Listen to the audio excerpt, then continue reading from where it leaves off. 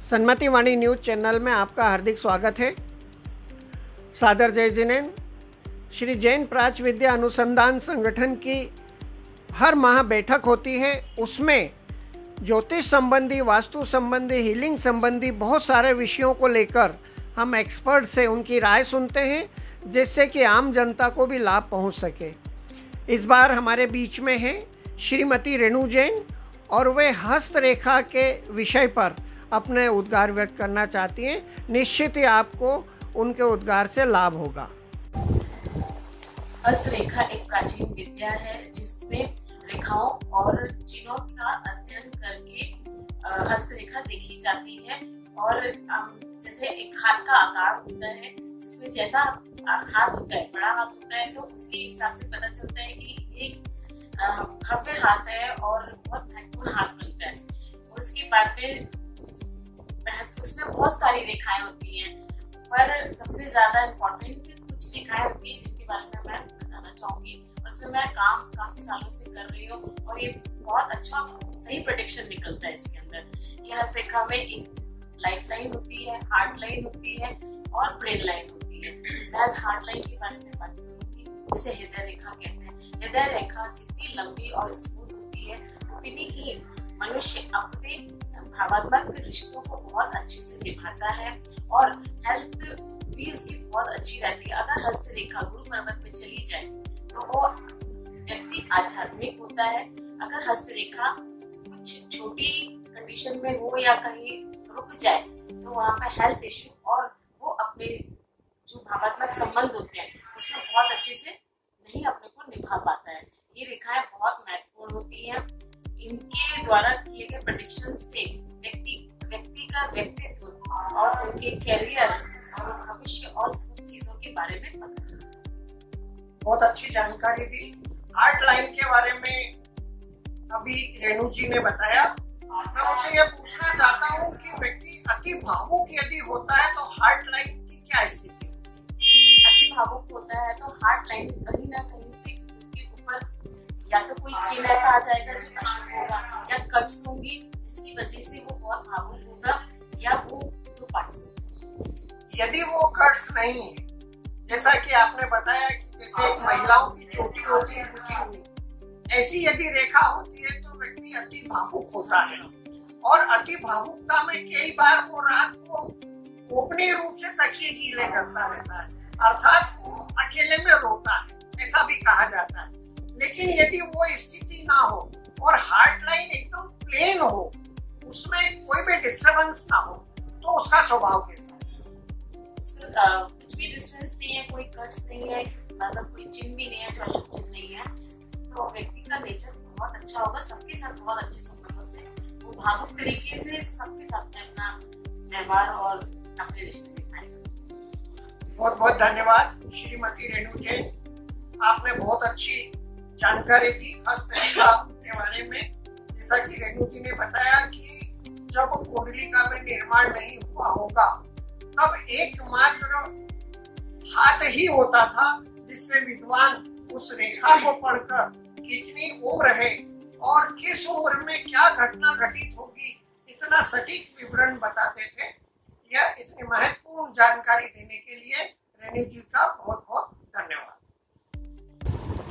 जैन प्राच्य विद्या अनुसंधान संगठन की बहुत ही महत्वपूर्ण सदस्य श्रीमती श्वेता जैन हमारे बीच में है। वो बहुत ही नया सब्जेक्ट लेके आई हैं। उनसे जानते हैं कि वे अपने इस विद्या के द्वारा आम जनता को किस प्रकार लाभ पहुंचाती है। श्रीमती श्वेता जैन। जय जैन सभी को। आज मैं श्वेता जैन। आज मैं आपको एक बहुत ही प्राचीन विद्या स्वर विज्ञान के बारे में कुछ जानकारी देना चाहूंगी। हम लोग सांस तो हर कोई लेता है, लेकिन हमें ये नहीं मालूम है कि हमारी सांसों के माध्यम से हम क्या क्या काम कर सकते हैं और क्या चीजें हमें क्या किस मैं बताना चाहूंगी कि हमारे नाक से दो टाइप की नॉस्ट्रिल से दो टाइप की वो निकलती है। एक सूर्य स्वर होता है जो राइट साइड से हमारी वायु निकलती है, और जो लेफ्ट साइड से निकलती है उसको हम चंद्र स्वर कहते हैं जो वायु निकलती है। तो मैं आपको बताना चाहूंगी कि जब भी हम कोई भी उत्तेजना वाले काम करते हैं, स्पोर्ट्स है, या तो हमें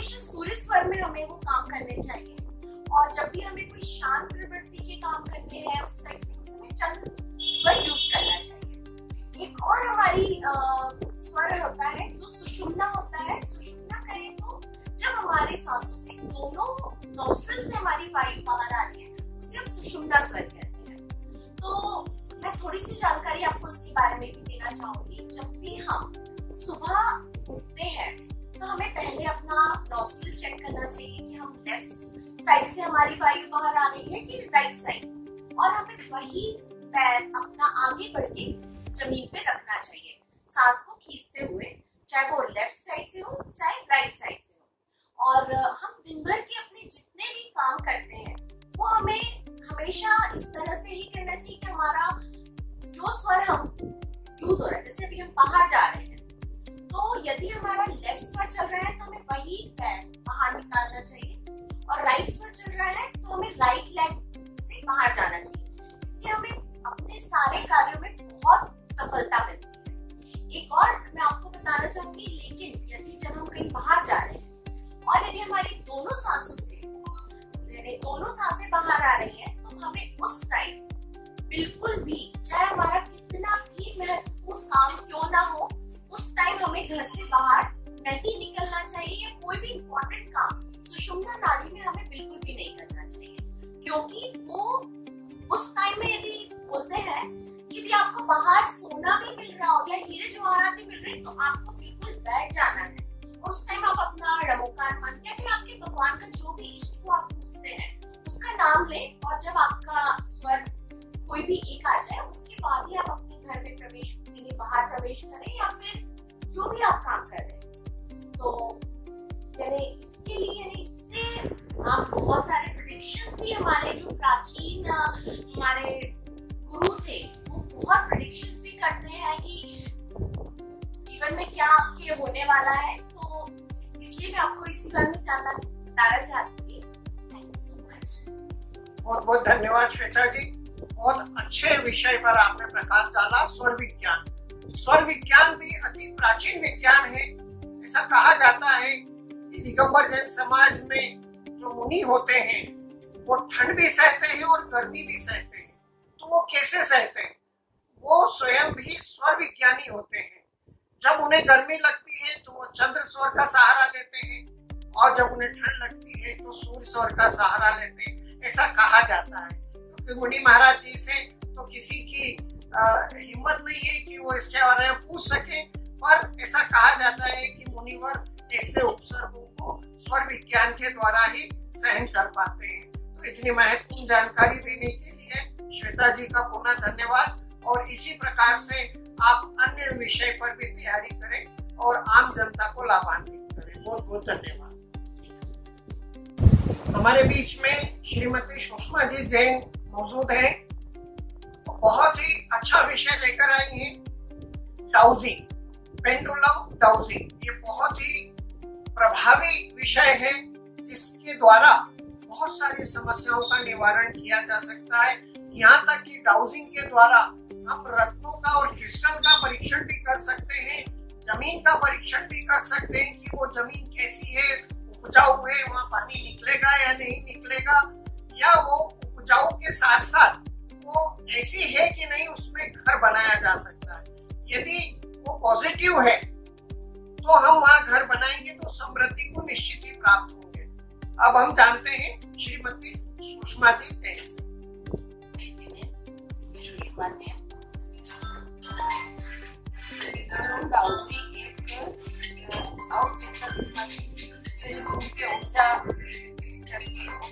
के द्वारा अपन जो भी प्रश्न पूछते हैं उसका जवाब जो भी होता है वो सही जवाब अपने को प्रदान करता है। उससे अपन हर बीमारियों में उपयोग कर सकते हैं, हर समस्या में उसका उपयोग किया जा सकता है, और हर मतलब जमीन देख सकते हैं, नेगेटिविटी देख सकते हैं घर की, अपन कहाँ पे नेगेटिविटी है या नहीं है। तो उस हिसाब से पेंडुलम अपना पॉइंट करता है और सही जवाब देता है। आप जब पेंडुलम से देखते हैं तो वो किस पोजीशन पे घूमेगा तो अपन पॉजिटिव मानेंगे, और किस पोजीशन पे घूमेगा तो नेगेटिव मानेंगे। वो घड़ी चलती है उस हिसाब से घूमेगा तो वो अपन पॉजिटिव मानेंगे, और वो उल्टा घूमेगा तो नेगेटिव मानेंगे। आपका कोई ऐसा केस है जिसमें बहुत ही उल्लेखनीय सफलता आपको मिली हो डाउजिंग के द्वारा? हाँ, जैसे कि बीमारी में मुझे सफलता मिली, पैर में कील हो गई थी, तो उसमें मैंने डाउजिस से किया हीलिंग। तो वो डॉक्टर ने बोला था ऑपरेशन करना पड़ेगा, तो वो डाउजिस से ठीक हो गई और दर्द उनका पूरा खत्म हो गया।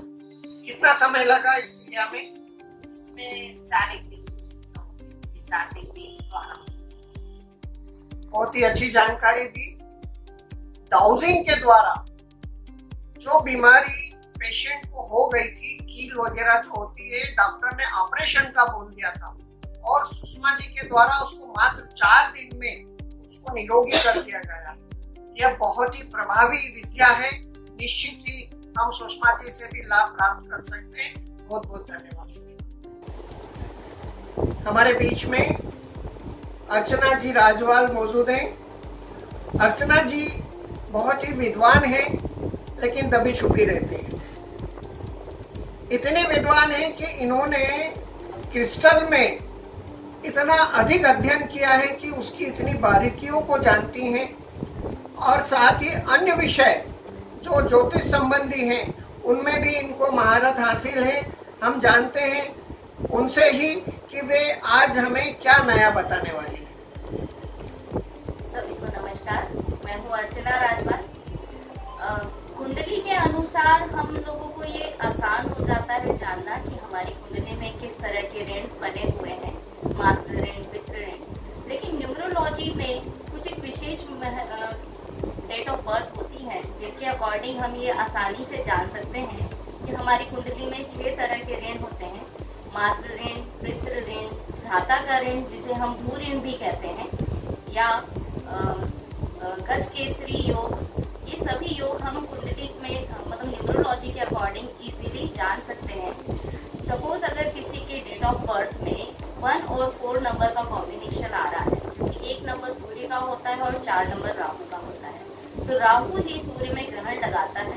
तो जब भी किसी की डेट ऑफ बर्थ में 1 और 4 का कॉम्बिनेशन आता है, आइदर इन फॉर्म ऑफ उसका मूलांक हो, भाग्यांक हो, या डेट ऑफ बर्थ हो, मंथ हो, या ईयर के अकॉर्डिंग अगर जो उसका बन रहा है तो उसको वो दोष में कुंडली में पाया जाएगा। जैसे कि किसी का सपोज अगर डेट ऑफ बर्थ 1/4 है, 1 अप्रैल, तो उसकी कुंडली में पितृ दोष पाया जाएगा। किसी का 10/4 है, या किसी का भाग्यांक 1 है, मूलांक 4 है, या वाइस वर्सा हो सकता है। तो इससे हम इजीली फाइंड कर सकते हैं कि उसकी कुंडली में पितृ दोष बन रहा है। तो इसका निवारण आप कैसे बताती हैं? पितृ दोष का निवारण होता है कि हर अमावस्या के दिन, एक जनरल रेमेडी है कि हर अमावस्या के दिन अगर हम शाम को 5 बजे के बाद किन्हीं गरीबों को खीर का वितरण करेंगे तो उससे ये पितृ दोष शांत होता है। बहुत ही सरल निवारण आपने बताया, जो कि हम प्रैक्टिकल रूप से कर सकते हैं। अर्चना जी राजवाल का बहुत बहुत धन्यवाद। इसी प्रकार से अन्य विषय लेकर हम उनसे फिर से मुलाकात करेंगे। बहुत बहुत धन्यवाद।